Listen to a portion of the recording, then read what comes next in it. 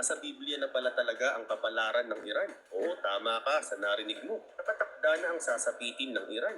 Sa makatuwid, nagaganap na ang mga propesya sa Biblia. May mga kahindik-hindik pang magaganap sa mga susunod na araw at aasahan natin yan. Dahil nakasaad mismo yan sa banal na aklat. Pero ang tanong ano-anong mga bagay ang nakasulat sa Biblia patungkol sa Iran? At yan ang ating aalamin.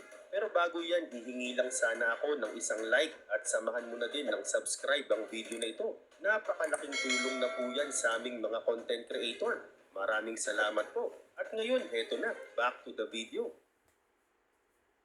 Sa dami ng naglalabasan balita tungkol sa Iran, gulo, banta, lihim na alyansa, at usaping nuklear, marami ang hindi nakakaalam na ang kwento ng Iran ay matagal nang naisulat sa mismong Biblia. Simula sa Genesis hanggang sa mga hula sa katapusan ng mundo, lumilitaw ang Iran sa ilalim ng lumang pangalan nitong Persya. Ulitin ko, ang Iran ngayon ay ang dating Persya.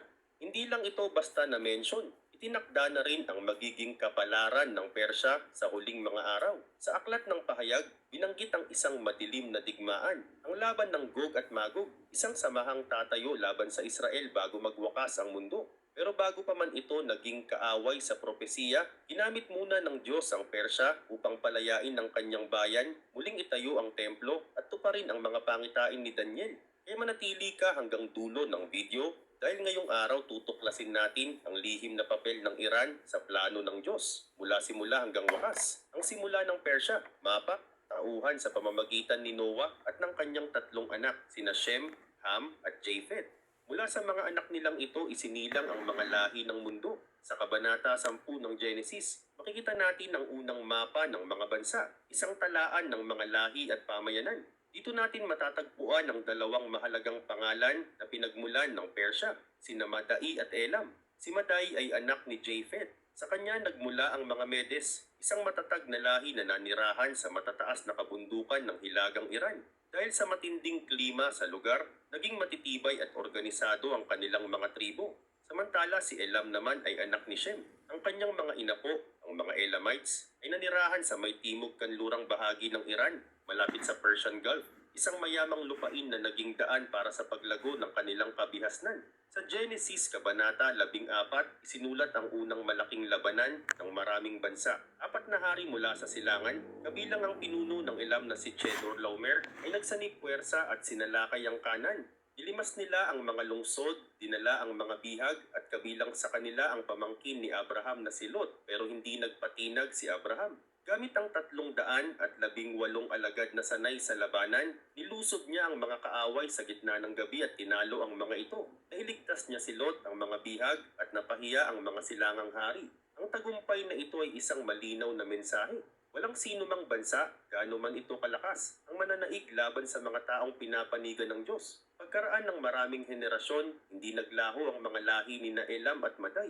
Habang bumabagsak at bumabangon ang iba't ibang imperyo, tahimik namang lumalakas ang dalawang lahing ito. Sa Hilaga, patuloy na tumitibay ang mga Medes, sanay sa giyera, matatag ang tribo at bihasa sa pamumuno. Sa timog, umuunlad ang Elamites, may mayamang lupain, kultura at armas. Hanggang sa dumating ang panahon na nagsanib ang kanilang lakas upang itatag ang isang makapangyarihang imperyo, ang Persya. Bagamat hindi sila sumasamba sa Diyos ng Israel noon, hindi sila labas sa plano ng Diyos.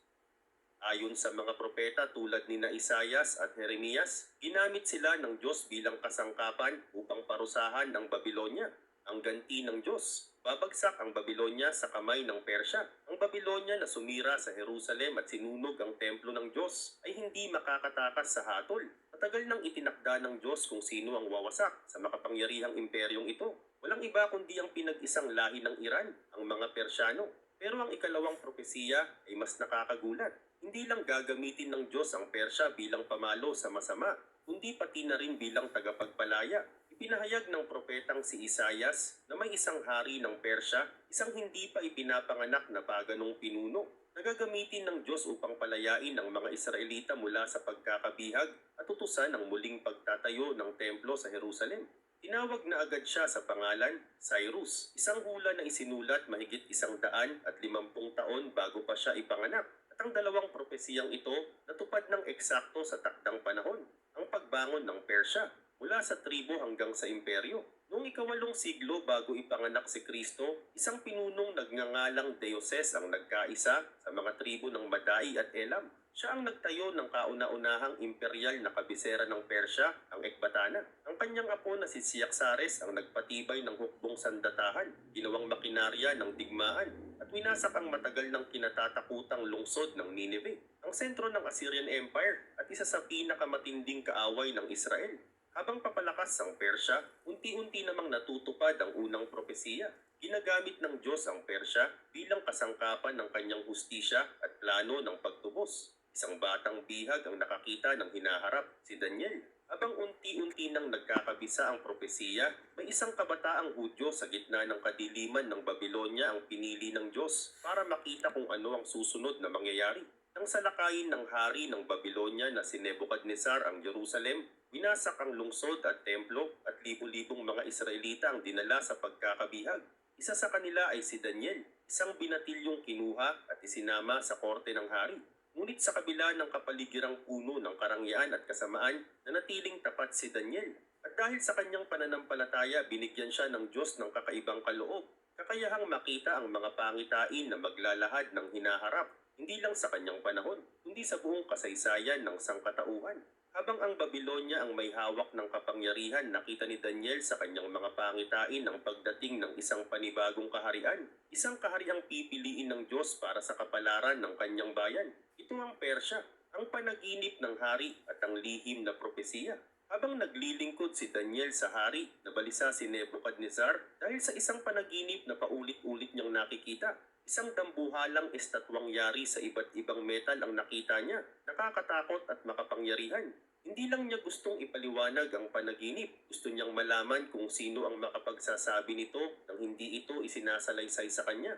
Walang pantas sa buong Babylonia ang nakasagot, pero si Daniel, sugo ng Diyos, ay humarap sa hari at ibinunyag ang buong panaginip kasama ang kahulugan nito. Ikaw, o hari, ang ulong ginto, wika ni Daniel. Ngunit may darating na kahariang papalit sa iyo, isang kahariang mas mababa, nilalarawan ng dibdib at mga bisig na pilak. Ang pilak ay sumisimbolo sa dalawang pinagsanib na kapangyarihan, dalawang bisig sa iisang katawan. Ang mga Medes at ang Persians, hindi sila pantay dahil kalaunan ang bisig ng Persya ang mamamayani. Mula sa mismong puso ng imperyong sumira sa Jerusalem, pinahayag ni Daniel na babagsak ang Babylonia at papalitan ng kahariang pinili ng Diyos, ang Persya. Ang haring inihula, Cyrus ang dakila, at hindi nagtagal nagsimulang matupad ang hula. Isang batang hari ng Persya, si Cyrus ang nagkaisa sa mga Medes at sinilang ang imperyong tinatawag ngayong Medo-Persian Empire. Unti-unti lumakas si Cyrus at dumating ang oras na tinungunan niya ang mismong sentro ng kalaban, ang Babylonia. Hindi ito isang karaniwang labanan. Isang gabi, ang apo ni Nebuchadnezzar na si Haring Belshazzar ay nagdaos ng marangyang salo-salo kasama ang 1,000 maharlika. At sa kalagitnaan ng kasayahan, nag-utos siyang ilabas ang mga banal na sisidlang ninakaw mula sa templo sa Jerusalem. Dito nila ginamit ang sagradong kagamitan upang mag-toast sa mga Diyos-Diyosan. Isang pagkakamaling hindi mapapatawad. Sa gitna ng salo-salo, lumitaw ang isang di nakikitang kamay at nagsulat ng 4 na misteryosong salita sa pader: Mene, Mene, Tekel o Parsin. Namutla ang hari sa takot, walang nakakaintindi ng kahulugan, maliban kay Daniel. At nang dumating siya, sinabi niya, binilang na ng Diyos ang iyong mga araw bilang hari, at ito na ang wakas. Ang iyong kaharian ay hinati at ibibigay sa mga Medes at Persians. Habang sinasambit ang mga salitang ito, lihim nang pumapasok sa lungsod ang mga sundalo ni Cyrus. Pinatuyo nila ang ilog Euphrates at ginamit ito bilang lagusan papasok ng lungsod. Bukas ang mga tarangkahan, hindi sila nahadlangan. Nang gabing iyon, pinatay si Belshazzar at tuluyang bumagsak ang Babylonia, ang pagbabalik ng mga Hudyo. Pagkatapos ng 70 taon ng pagkakabihag, sa wakas ay nangyari ang hindi inaasahan. Isang paganong hari, si Cyrus mismo, ang naglabas ng kautusan na pabalikin ng mga Hudyo sa Jerusalem upang muling itayo ang lungsod at ang templo ng Diyos. Isang banyagang hari, ang naging daan ng kalayaan. At dito nagkatotoo ang hula ni Isaias, ang pangitain ni Daniel at ang plano ng Diyos para sa kanyang bayan, lahat sa pamamagitan ng Persya. Pero hindi lang basta pinayagan ni Haring Cyrus ang pagbabalik ng mga Hudyo. Siya mismo ang nagpondo sa muling pagtatayo ng templo. Isinugo pa niya ang dalawang pinuno ng mga Hudyo pabalik sa Jerusalem, si Zerubabel mula sa angkan ni David at si Joshua ang punong pari. Sa kanila muling naitayo ang pundasyon ng tahanan ng Diyos. Sa buong kasaysayan